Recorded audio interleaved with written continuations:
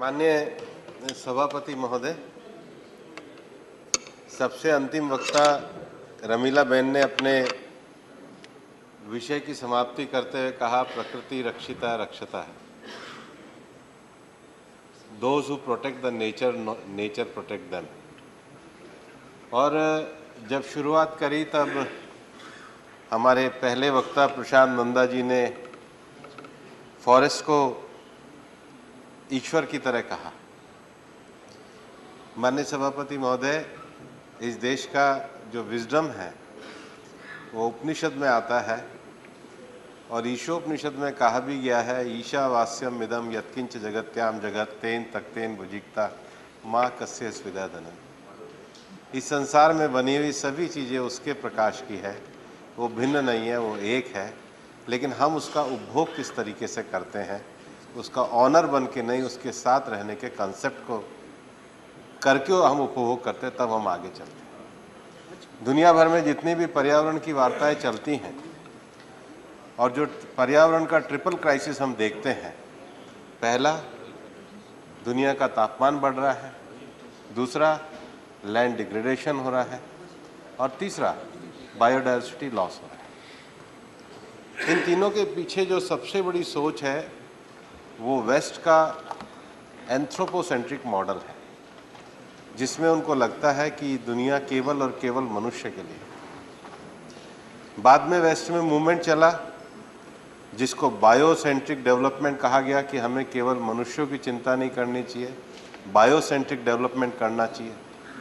और बाद में 1960 में नॉर्वे के अर्ने नेस वगैरह ने एक नई फिलॉसफी करी जिसको उन्होंने कहा डीप इकोलॉजिकल कंसेप्ट, जिसको वेस्ट ने 1960 में डीप इकोलॉजिकल कंसेप्ट कहा। वो कंसेप्ट भारत में सदियों से चल रहा था, जो हमारे उपनिषद के विजडम में है और हमारे मंत्रालय का मोटो है, प्रकृति रक्षिता।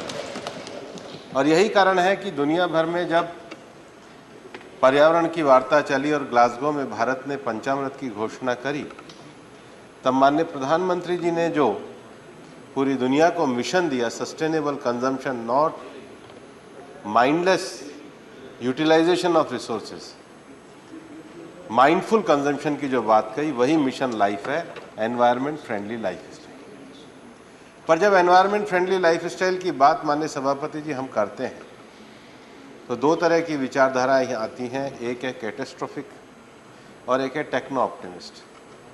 हमें इन दोनों के बीच में से रास्ता निकालना होगा।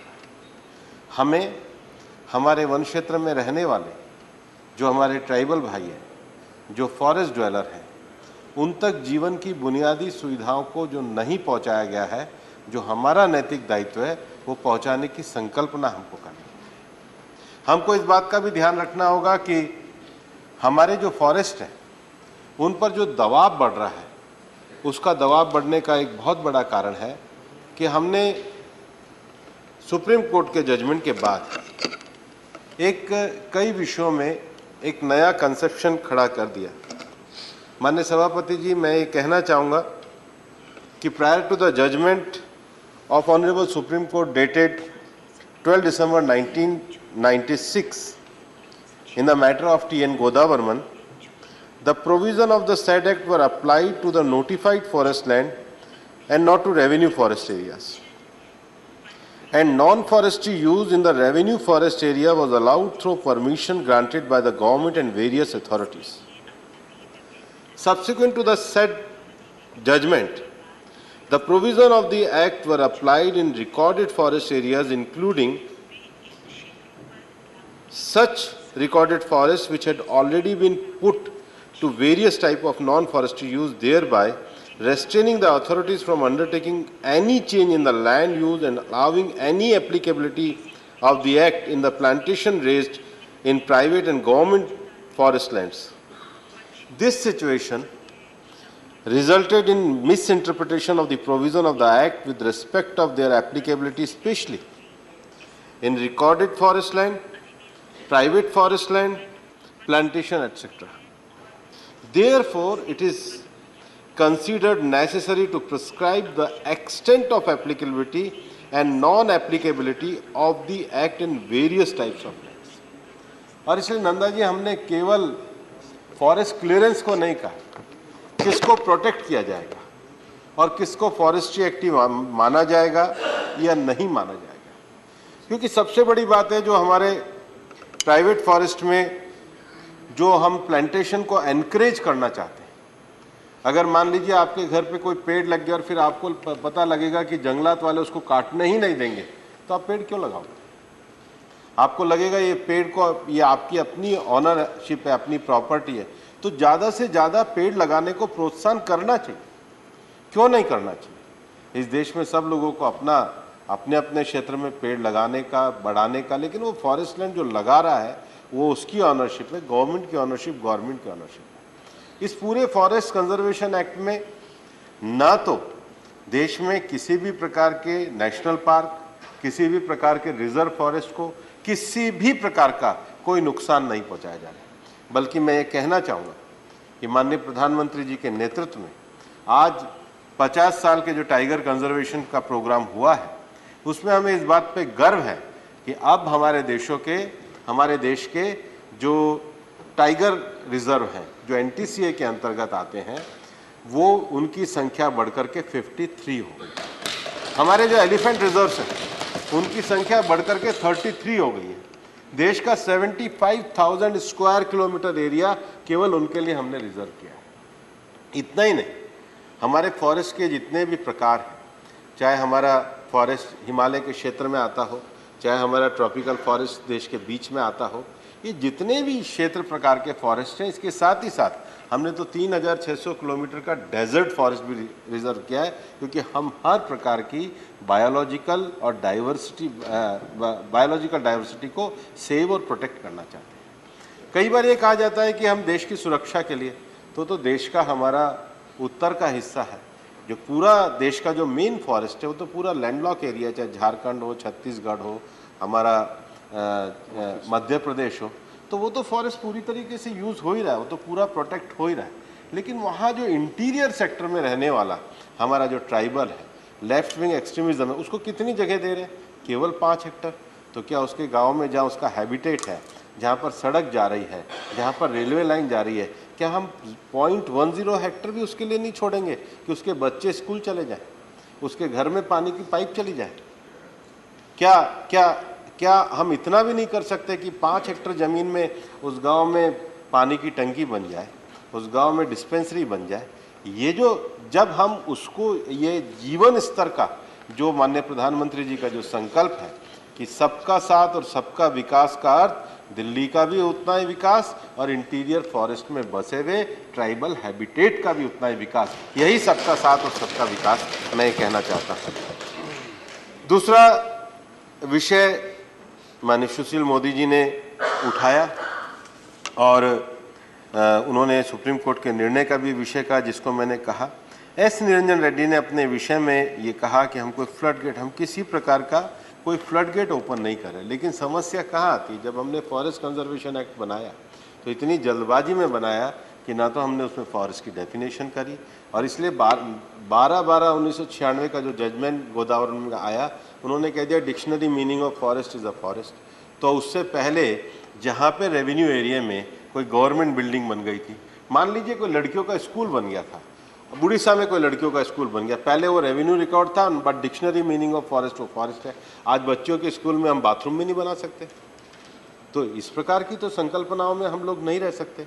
इसलिए क्लियरिटी करनी जरूरी होगी कि किसको हम फॉरेस्ट में मानेंगे, किसको हम नॉन फॉरेस्ट में मानेंगे, किस एक्टिविटी को हम फॉरेस्ट्री एक्टिविटी नहीं मानेंगे।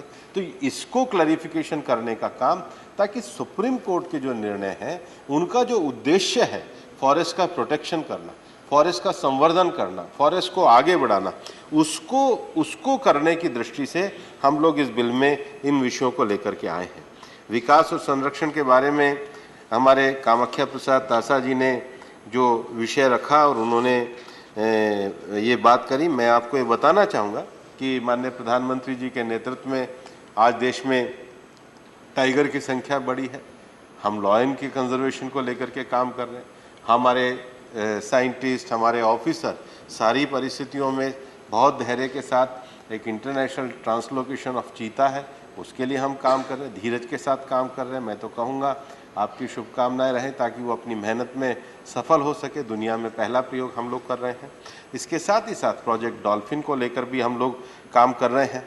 लेकिन जो सबसे बड़ी बात है कि जो दुनिया भर में जो ये 7 बिग कैट कहलाती हैं, 7 बिग कैट में से 5 भारत में मिलती हैं, जिसमें स्नो लेपर्ड है, लायन है, टाइगर है और अब चीता है।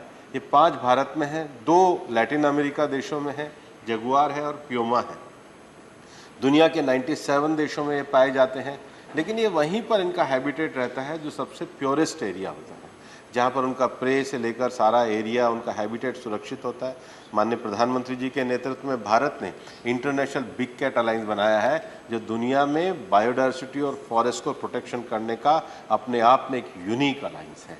और मुझे ये बताते हुए खुशी है, 97 में से आज 17 से ज़्यादा देश तो तुरंत सदस्य बन गए हैं, 12 से ज़्यादा अंतर्राष्ट्रीय संगठन सदस्य बन गए हैं, दुनिया के और भी देश बन रहे हैं, क्योंकि माननीय प्रधानमंत्री जी का जो विज़न है कि हम इन सारे जो हमारा फॉरेस्ट एरिया, उसका जो इकोसिस्टम है, उसका प्रिजर्वेशन है, उसको किस प्रकार से कंजर्व किया जाए, आपस में नॉलेज शेयरिंग किया जाए, कैपेसिटी बिल्डिंग किया जाए, प्रोटेक्शन के मेजर्स किया जाए, इन सारे विषयों को लेकर के हम लोग बढ़ रहे हैं। और इसलिए हमने जब ये forest conservation and protection act, one संरक्षण और संवर्धन अधिनियम हम लेकर के आए, तो वन संरक्षण और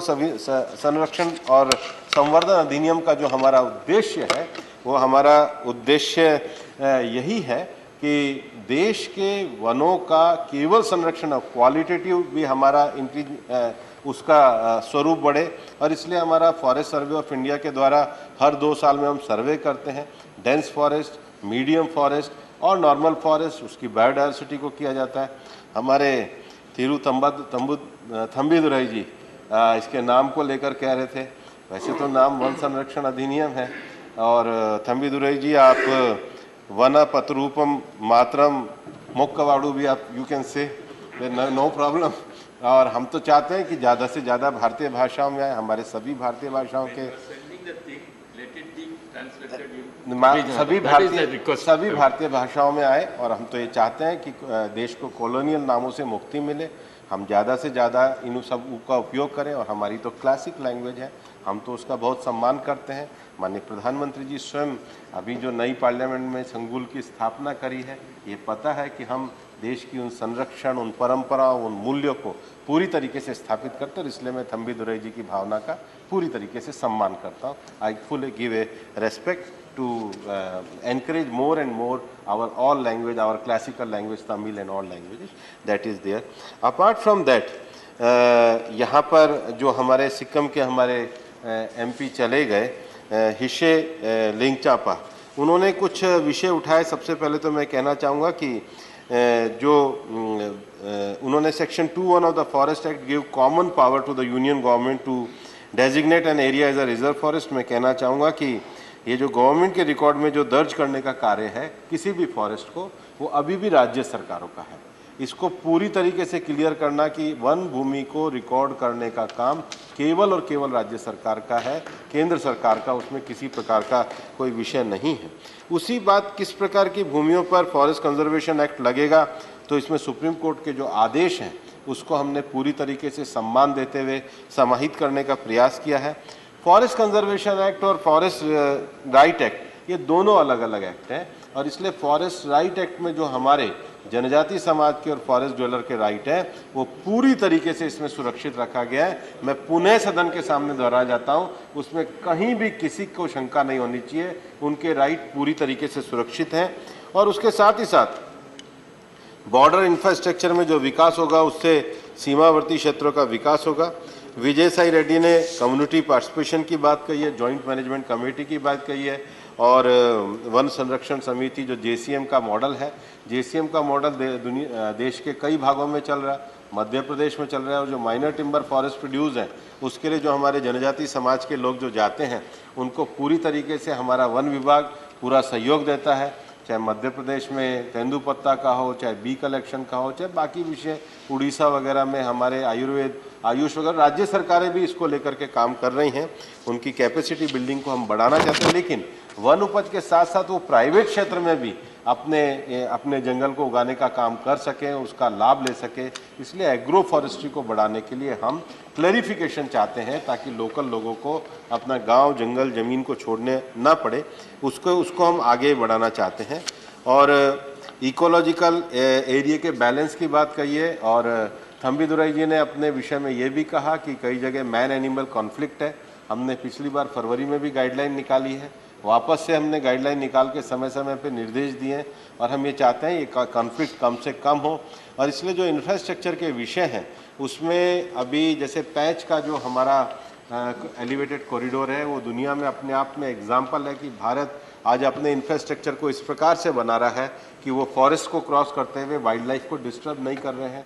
अभी कुछ ही दिनों पहले हमारे WII ने देश की रेलवे लाइन पे विशेष रूप से उड़ीसा में हमने 100 स्थान चिन्हित करे ताकि वहाँ पर उनका जो मूवमेंट है और पैसेज है उसको हम किस प्रकार से दे सकें। अभी कुछ दिनों पहले माननीय गडकरी जी ने घोषणा करी थी कि राजस्थान के सिरिस्का में हम एक एलिवेटेड कॉरिडोर को इसी प्रकार से लेकर के जा रहे हैं जो उनके हैबिटेट को डिस्टर्ब ना करे। तो हम फ्यूचर के इंफ्रास्ट्रक्चर पे भारत इस प्रकार से काम कर रहा है कि हमारा फॉरेस्ट भी डिस्टर्ब ना हो और कनेक्टिविटी और कनेक्शन भी ये बहुत तेज़ी से बढ़े। GK वासन साहब ने अपने जो 3 इश्यूज जो उन्होंने रेस करे, फर्स्ट उन्होंने कहा how the change in the name of bill is giving to importance to the conservation. मैं कहना चाहूँगा कि हमने इस बिल के स्कोप को बढ़ाने का काम किया है, और स्कोप का जो बढ़ाना है that's according to the vision of honourable prime minister Shri Narendra Modi ji, where India wants to achieve its NDC and we want to achieve the NDCC through more and more plantation. And the second issue raised by you, the zoo and safari, and also extension will how can it will be provide and it will be benefit the life of the local person. I want to say that the intention in this bill to declare the zoo and ecotourism is a non-forestry activity, that we want to we want to create an atmosphere where the local people income will generate and they will participate in more and more ecotourism activity. They have their traditional knowledge about this all wild animals and all these things. So if zoo and safari is near to their villages and all these things, then definitely that will be helpful for them. अभी हमारे किरण रिजिजू जी यहाँ बैठे हैं। हमारे पाके का जो है सबसे सुंदर फॉरेस्ट है। मॉर्निंग में कभी आप पाके में जाओगे, इतनी बर्ड्स हैं, अच्छे अच्छे जो लोगों को नहीं पता, लेकिन लोकल हमारे जो विलेजर्स हैं वो हर एक बर्ड को जानते हैं। हमारे तो स्टेट बर्ड भी है हॉर्नबिल। सब MP लोग एक बार टूर में ले जाने से सबको ले जाने से अच्छा रहेगा। बट ये जितना नॉलेज, ट्रेडिशनल नॉलेज है, इसमें इको टूरिज्म को बढ़ने का विषय है वो है।